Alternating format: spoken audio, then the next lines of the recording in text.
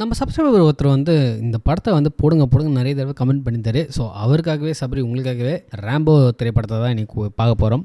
Rambo திரைப்படத்தில் பார்த்திங்கன்னா மொத்தம் 5 பகுதி வருது. அதில் வந்து இதான் முதல் பகுதி, ஃபர்ஸ்ட் பிளட் இந்த படத்தோட பேர். ஸோ இந்த படத்தோட சிம்பிள் ஒன்லைனர் என்ன அப்படின்னு கேட்டிங்கன்னா, ஒரு 2 பேருக்கு இருக்கிற ஈகோனால் ஒரு பெரிய கலவரமே ஆகிடுது. அதுதான் இந்த படத்தோட ஒன்லைனர். ஸோ வாங்க படத்துக்குள்ளே போகலாம். போகிறதுக்கு முன்னாடி மறக்காமல் நம்ம சேனலை சப்ஸ்கிரைப் பண்ணிவிட்டு அந்த பெல் ஐக்கனை கிளிக் பண்ணிவிடுங்க.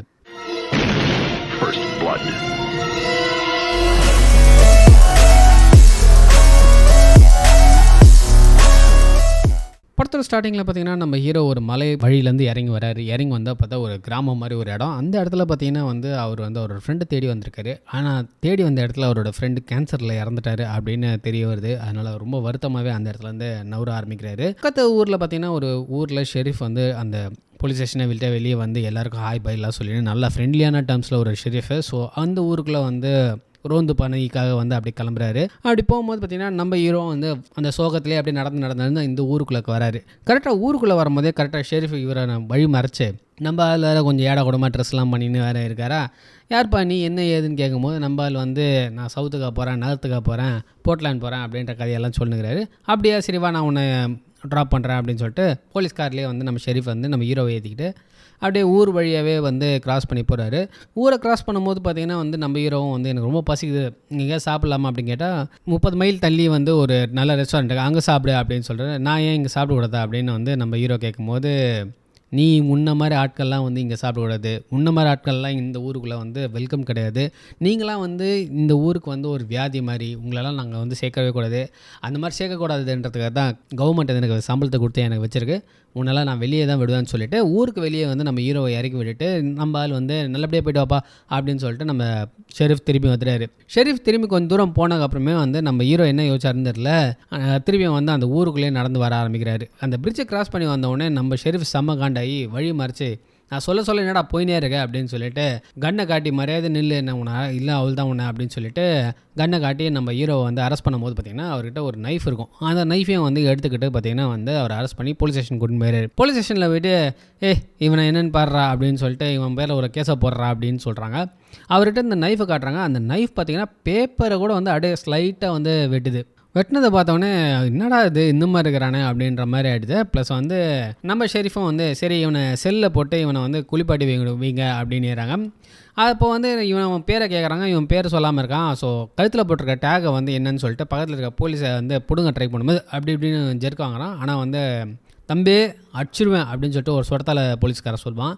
சொன்ன உடனே இவனை கொஞ்சம் அமைதியாகிறோம். ஒன்று அந்த டேகை வந்து அதை பிச்சு சரி இவன் பேரில் வந்து என்ன இருக்குது டீட்டெயில் செக் பண்ணுறேன் அப்படின்னு சொல்லிட்டு டேக் இந்த மிலிட்டரிக்காரங்களாம் அந்த டேக் ஒன்று போட்டிருப்பாங்க அங்கே யூஸில். ஸோ அவங்களோட டீட்டெயில்ஸ்லாம் அதில் இருக்கும். அந்த டேகை செக் பண்ணுறதுக்காக அந்த போலீஸ்கார் போயிறாரு.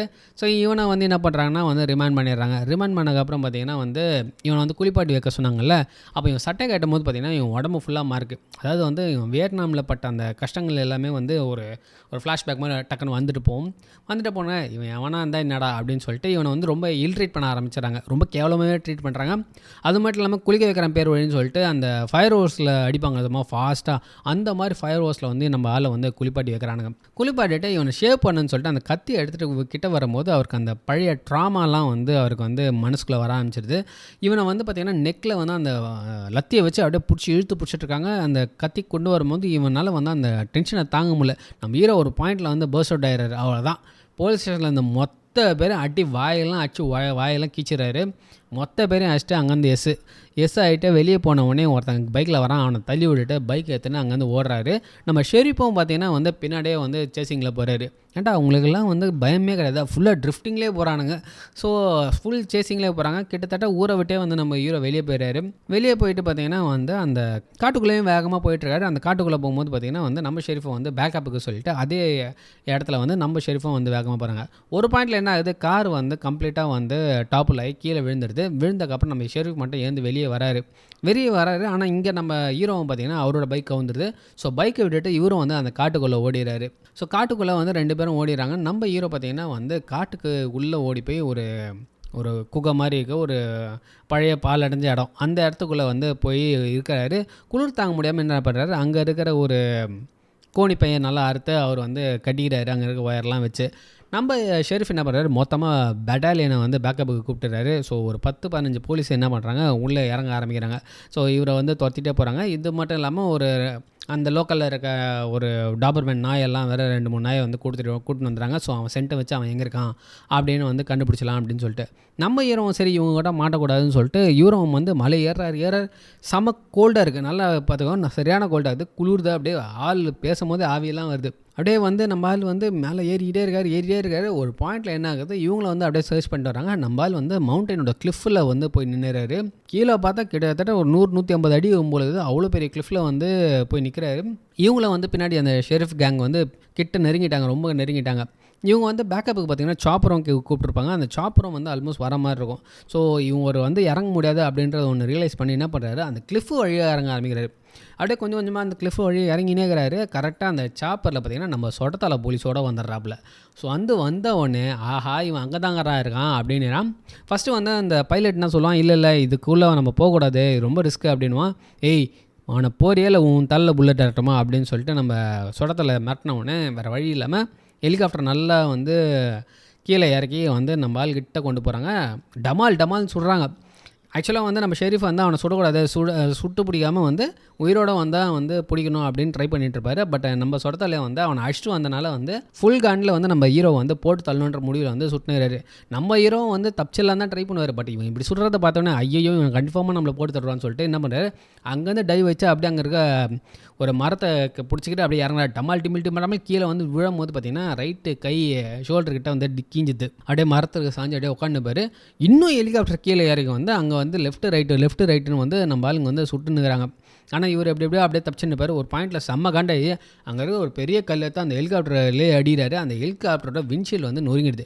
அந்த விண்ட்ஷீல்டு நொறுங்கினோடனே அந்த பைலட் ஒரு ஜர்க் கொடுப்பாரு பாருங்க. அவள் தான் நம்ம பைலட் வந்து பெல்ட் வேறு அவுத்துருப்பாரு இவனை சொல்கிறதுக்காக. அங்கே ஹைட்லேருந்து கீழே வந்து 150 அடி கீழே வந்து என்ன ஆகும், அவள் தான் போட்ட கேஸ் முடிஞ்சு போய்டும். எங்கள் கதை முடிஞ்சிச்சா.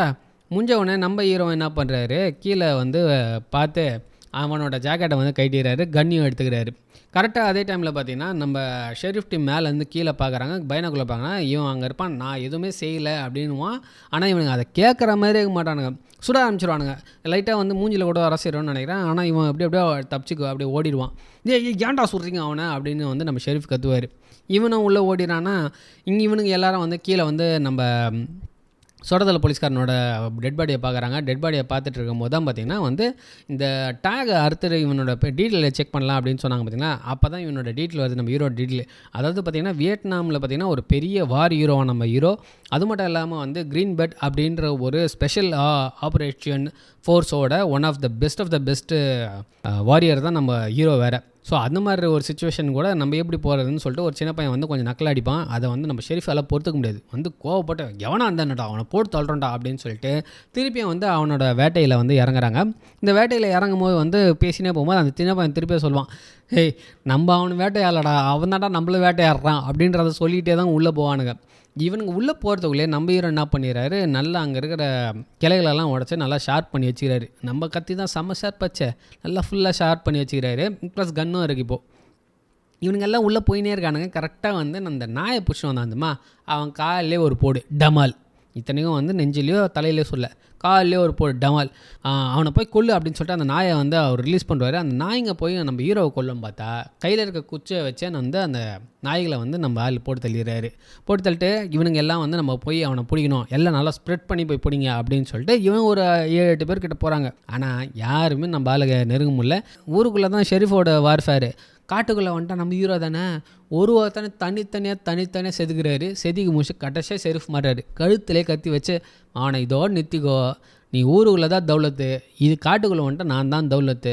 இப்போ நினச்சிருந்தா கூட உங்கள் எல்லாரையும் போட்டு தள்ளிட முடியும். போனால் போதே நான் இப்போயே விட்றேன் உங்களை, நீங்களாக வந்து கிளம்பிட்டீங்கன்னா நல்லது, திருப்பி என்னை நோண்டிங்கன்னா நல்லா இருக்காது அப்படின்னு சொல்லிட்டு நம்ம ஷெரீஃபுக்கு கழுத்தில் வந்து கத்தியை வச்சு மிரட்டி போட்டு நம்ம ஹீரோ அங்கேருந்து கிளம்பிடுறாரு. அதுக்கப்புறம் என்ன, இவனுங்க எல்லாருமே வந்து கொஞ்சம் பேக் அடிச்சிடறானுங்க. பேக் அடிச்சு கீழே வந்து எல்லாத்தையும் வந்து ரிகவர் ஆக ஆரம்பிக்கிறானுங்க. ரிகவர் ஆகும்போது இந்த ஃபஸ்ட் எய்டு மெடிக்கல் கிட்ட எல்லாம் வந்துடுது. இப்போ இவனுங்க வந்து பார்த்திங்கன்னா வந்து இந்த லோக்கல் போலீஸு, இப்போ ஃபெடரல் போலீஸும் வந்து அந்த இடத்துல வந்தது. ஸோ எக்ஸ்ட்ரா பேக்கப்ஸ், எக்ஸ்ட்ரா பீப்புளெலாம் வந்துடுறாங்க. ஸோ எல்லாம் வந்துடுறாங்க. இந்த டைமில் பார்த்தீங்கன்னா வந்து ஒரு மிலிட்ரிக்கார் லெப்டினன்ட் கர்னல் வர்றாரு. அவர் வந்துட்டு யார் சார் வேணும், உங்களுக்கு என்ன சார் வேணும் அப்படின்னும் போது, என்னோட பையன் நான் கூட்டின்னு போகிறதுக்கு வந்துக்கிறேன். உங்கள் பையனா யார்? ஆமாம் நீங்கள் தானே தேடினுக்கிறீங்க, ஜான் ராம்போ அவனை தான் அப்படின்னும் போது, யோ என்ன சொல்கிறேன் போது, ஆமாம் நான் தான் அவனை வந்து வியட்நாமில் வந்து ட்ரெயின் பண்ணுது, 3 வருஷம் அவன் என்னோட கீழே கமாண்டிங்கில் தான் இருந்தான், நீங்களாம் வந்து அவனை விட்டுட்டிங்கன்னா இங்கேயோட இந்த பிரச்சனை முடிஞ்சிடும், எந்தவித சேதாரமும் இல்லாமல் நான் அவனை கூட்டின்னு போயிடுறேன் அப்படின்னு வந்து நம்ம லிட்டன் சொல்லும் போது நம்ம ஷெரீஃப் வந்து, ஏய் அதெல்லாம் எங்களுக்கு தெரியும், அவனை வந்து போட்டு தள்ளுறது தான் எங்களோட ஒரே குறிக்கோள் அப்படின்ற ஒரு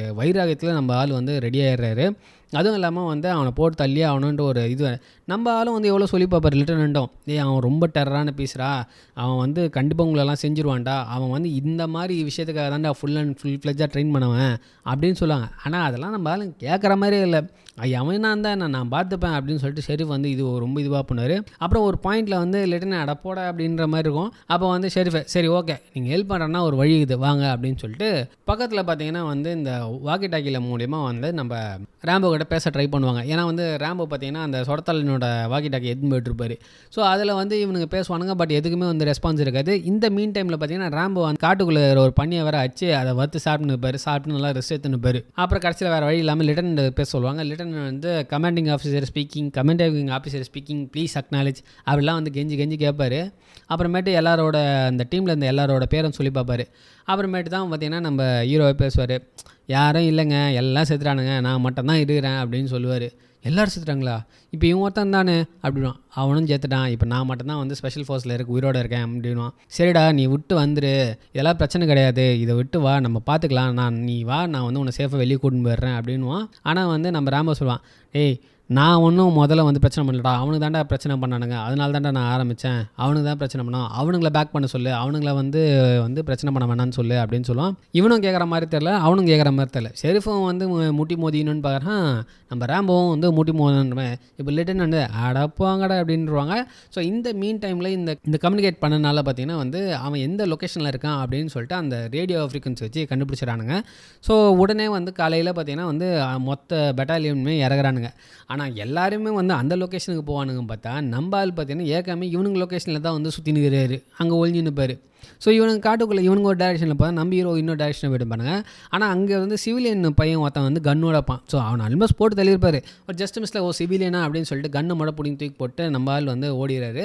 ஓடிட்டு இருக்கும் போது அந்த பையன் ஓடி போய் அவங்க அப்பா கிட்ட சொல்ல உடனே அவர் வந்து கன்ஷாட் அடிக்கிறாரு. கன்ஷாட் அடிச்சுன்னா ஓஹோ நம்ம ஆள் இங்கே தான் இருக்கிறான் போல இருக்குது அப்படின்னு சொல்லிட்டு மொத்த பெட்டாலியன் வந்து வந்துடுறாங்க.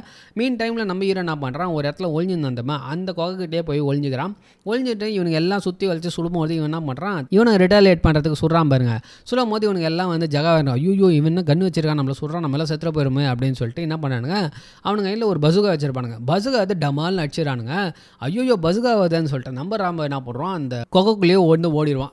அந்த பசுகா அடிச்சதில் பார்த்தீங்கன்னா அந்த மொத்த கொகையும் பார்த்தீங்கன்னா கம்ப்ளீட்டாக கொலப்ஸ் ஆகிடும். இவனுக்கு கொலப்ஸ் ஆன அப்புறம் தான் பார்த்தீங்கன்னா வந்து நம்ம ஷெரீஃப் அதுக்கப்புறம் லிeutenant எல்லாருமே வந்து ஹெலிகாப்டரில் வந்து லேண்ட் ஆவானுங்க. டேய் என்னடா பண்ணி வச்சிருக்கேன், ஏன்டா இப்படி பண்ணிட்டீங்க, நான் தான் வந்து சுடாதீங்கன்னு சொன்னேன்ல அப்படின்னு சொல்லுவார் நம்ம ஷெரீஃப்.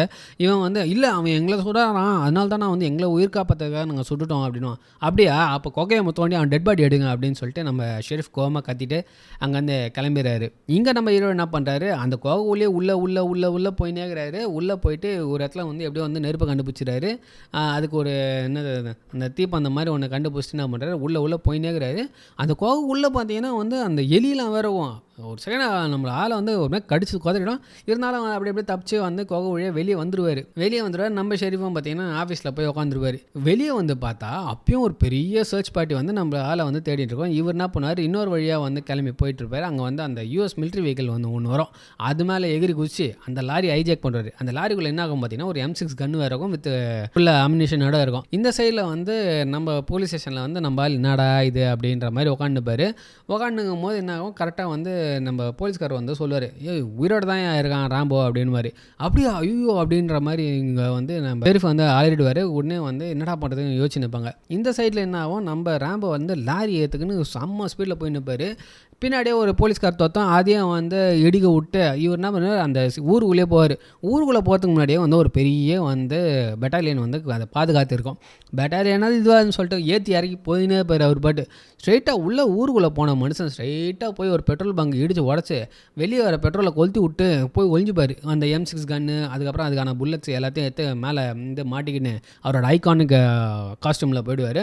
இங்கே வந்து பெட்ரோல் பங்கு 10 ஏரியும் வெடிச்சு 10 ஏரியும். அதை எல்லாமே பார்த்துன்னு இருப்பானுங்க. இதை பார்த்த உடனே வந்து மொத்த படையும் பார்த்திங்கன்னா அந்த பெட்ரோல் பங்கை வந்து தண்ணி போட்டு அடைக்கிறதுக்கும் அந்த பெரிமீட்டரை வந்து காப்பாற்றுறதுக்கும் மொத்தமாக போயிடுவாங்க. இங்கே நம்ம ஷெரீஃப் வந்து ஒரு மைக்கில் வந்து சொல்லுவார், எல்லாரும் வந்து சேஃபாக வந்து வீட்டுக்கு போயிடுங்க அப்படின்னு சொல்லிட்டு மைக்கில் வந்து சொல்லிவிடுவார். இங்கே நம்ம ஹீரோ என்ன பண்ணுவார், எல்லா எலக்ட்ரிக் போர்டையும் வந்து அடிச்சு அந்த எலக்ட்ரிசிட்டி ஃபுல்லாக வந்து இது பண்ணிவிடுவார். நம்ம லெஃப்டினன்ட் வந்து போயிட்டு ஷெரீஃப்கிட்ட சொல்லுவார், இப்போ கூட ஒன்றும் கெட்டு போகலை, நீ வந்து அவனை விட்டுரு, நான் பார்த்து அவனை கூட்டின்னு போய்க்கிறேன் அப்படின்னுவார். யோ எனக்கு தெரியும் போயா, என் ஊருக்குள்ளே வந்துட்டான்ல, இந்த இடத்துல நான் அவனை போட்டு தள்ளாம விட மாட்டேன் அப்படின்ற மாதிரி நம்ம ஷெரீஃப் வந்து பேசுவாப்பில். ஆனால் லெஃப்டினன்ட் வேணாண்டா அப்படின்னு கேட்குற மாதிரி இல்லை. ஆனால் லெஃப்டினன்ட் கிளம்பிடுவார். இவர் வந்து என்ன பண்ணுவார், ஃபுல் கன் எக்யூப்மெண்ட்டோட போலீஸ் ஸ்டேஷனில் தான் உட்காந்துப்பார். நம்ம ஆள் என்ன பண்ணுவார், அந்த போலீஸ் ஸ்டேஷன் சுற்றி இருக்கிற எல்லாத்தோட லைட்டு கரண்ட்டு பம்பையும் வந்து அடிச்சு தூக்கிட்டு ஒரு அந்த கன்று விற்கிற கடை இருக்கும்ல, அந்த கடைக்கு என்ன பண்ணுறாரு, ஃபுல்லாக உள்ளது எல்லாத்தையும் சேர்த்து போட்டு எரிச்சு விட்றாரு. அவள் தான் செம்ம வெடிக்கும், டமால் டிமில்னு வெடிக்கும். இது வெடிக்கும் போது என்ன பண்ணுறாரு, நம்ம ஷெரீஃப் வந்து அந்த எட்டி பாபார் தலைவர் கரெக்டாக நம்ம ராம்பை பார்த்துட்டாரு. ஓஹோ தலைவரே நீங்கள் இங்கே தான் இருக்கீங்களா அப்படின்னு வந்து முடிவாயிடுது.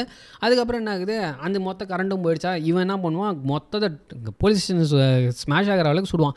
டப்ப சுட்டுக்கிட்டே இருப்பான். சுட்டு முடிச்ச உடனே பார்த்தீங்கன்னா ஆல்மோஸ்ட் அதுலேயும் கரண்ட் கரண்ட்லாம் போயிடும். அதுக்கப்புறம் பொறுமையாக ராம்பை வந்து உள்ளே வருவார். நம்ம ஷெரீஃப் வந்து மொட்டை மாடில் தான் இருப்பார் போலீஸ் ஸ்டேஷன். அங்கேருந்து அப்படியே உள்ளே பார்த்துக்கினே இருப்பாருங்க. ஒரு பாயிண்ட்டில் வந்து ராம்போ டப்பன்னு சொல்லுவான் பாருங்க, அவள் தான் ஷெரீஃப் அந்த ஒட்டச்சிக்கிட்டு கண்ணாடி ஒட்டச்சின்னு கீழே வந்து விழுவார். சுடுறா என்ன சுடு அப்படின்னும் போது சுடலான்னு போகும்போது வந்து லெஃப்டினன்ட் வந்து டேய் சுடாதரா, நீயா வந்து ஸ்பாயில் பண்ணிக்காத, பாரு வெளியே வந்து பாரு, கிட்டத்தட்ட 200-250 பேர் இருக்கிறானுங்க கன்னோட, உன்னை நீங்கள் தப்பிக்கவே முடியாது, நிறுத்து அப்படின்னு சொல்லும் போது தான் வந்து யோ நான் ஏன் நிறுத்தணும் நானா பண்ணேன், அவனுக்கு தான் ஏன் பண்ணுறானுங்க, ஏன் என்னை பார்த்தாலே ஏன் கொடுற மாதிரி பார்க்குறாளுங்க, வந்து அவ்வளோ வருஷம் கஷ்டப்பட்டு இவங்களுக்காக தான் கஷ்டப்பட்டேன், இப்போ வந்து இந்த ஊருக்குள்ளே வந்தோடனே சைல்டு கில்லருன்றானுங்க, என்னை ரொம்ப இல்ட்ரேட் பண்ண. நான் என்ன கேட்டேன், நான் சாப்பாடு தானே கேட்டேன், சாப்பாடு கேட்டது கூட வந்து என்னை அவ்வளோ கேவலமாக ட்ரீட் பண்ணுவாங்க.